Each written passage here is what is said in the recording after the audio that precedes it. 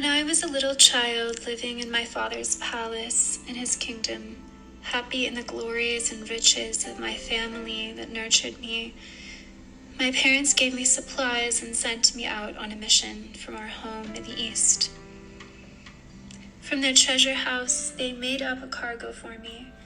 It was big, though light enough so I could carry it myself, holding gold from the highest houses and silver of Gazak the Great, and rubies of India and opals from the land of Kushan, and they girded me with adamant that can crush iron. They took off my bright robe of glory, which they had made for me out of love, and took away my purple toga, which was woven to fit my stature. They made a covenant with me and wrote it in my heart so I would not forget.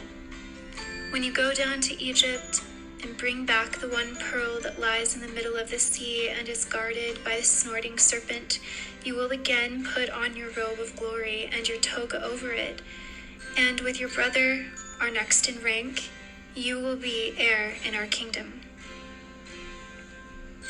I left the East and traveled down to Egypt with my 2 royal guides, since the way was dangerous and harsh, and I was very young to walk alone. I crossed the borders of Meshan, the gathering place of merchants of the East, came into the land of the Babylonians, and entered the walls of Sarbug. When I went down to Egypt, my companions left me. I went straight to the serpent and settled close by him in an inn, waiting for him to sleep so I could take my pearl from him. Since I was alone, I was a stranger to others in the inn, yet I saw one of my own people there, a nobleman from the East, young, handsome, lovable, a son of kings, an anointed one, and he came and was close to me. I made him my confidant, with whom I shared my mission. I warned him against the Egyptians and of contact with the unclean ones. Then I put on a robe like theirs, lest they suspect me as an outsider who had come to steal the pearl, lest they arouse the serpent against me. Somehow they learned I was not their countrymen, dealt with me cunningly, and gave me their food to eat. I fell into a deep sleep. I forgot that I was a son of kings, and served their king. I forgot the pearl for which my parents had sent me. Through the heaviness of their food, I fell into a deep sleep. When all these things happened, my parents knew and grieved for me. It was proclaimed in our kingdom that all should come to our gate, and the kings and the princes of Parthia and all the nobles of the East wove a plan on my behalf so I would not be left in Egypt.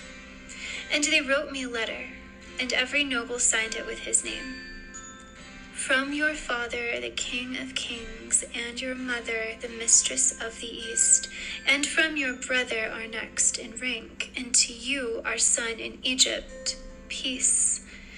Awake and rise from your sleep and hear the words of our letter. Remember that you are a son of kings, and see the slavery of your life. Remember the pearl for which you were sent into Egypt. Remember your robe of glory and your splendid mantle, which you may wear when your name is called in the book of life, when it is read in the book of heroes, when you and your brother inherit our kingdom. And serving as messenger, the letter was a letter sealed by the king with his right hand against the evil children of Babylon and the savage demons of the Sarbug labyrinth. It rose up in the form of an eagle, the king of all winged fowl. It flew and alighted beside me, and became speech. At its voice and the sound of its rustling, I awoke and rose from my sleep. I took it, kissed it, broke its seal, and read, and the words written on my heart were in the letter for me to read. I remembered that I was the son of kings, and my free soul longed for its own kind. I remembered the pearl for which I was sent down into Egypt, and I began to enchant the terrible and snorting serpent. I charmed him into sleep. By calling the name of my father over him, and of my mother, the queen of the East, I seized the pearl and turned to carry it to my father. Those filthy and impure garments I stripped off, leaving them in the fields, and went straight on my way into the light of our homeland in the East. On my way, the letter that awakened me was lying like a woman on the road.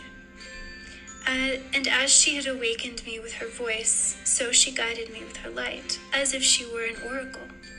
She was written on Chinese silk and shone before me in her own form.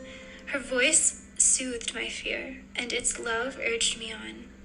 I hurried past the labyrinth walls of Sarbug and Babylon on the left, and came to Mishan, the haven of merchants perched over the coast of the sea. My robe of glory that I had taken off and the toga over it were sent by my parents from the heights of Harkrenia. They were in the hands of treasurers to whom they were committed because of their faith.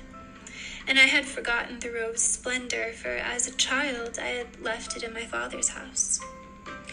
As I gazed on it, suddenly the garment like a mirror reflected me, and I saw myself, apart as two entities in one form.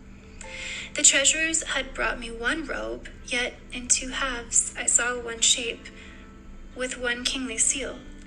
They gave me wealth, and the bright embroidered robe was colored with gold and beryls, with rubies and opals, and sardonyxes of many colors were fastened to it in its high home.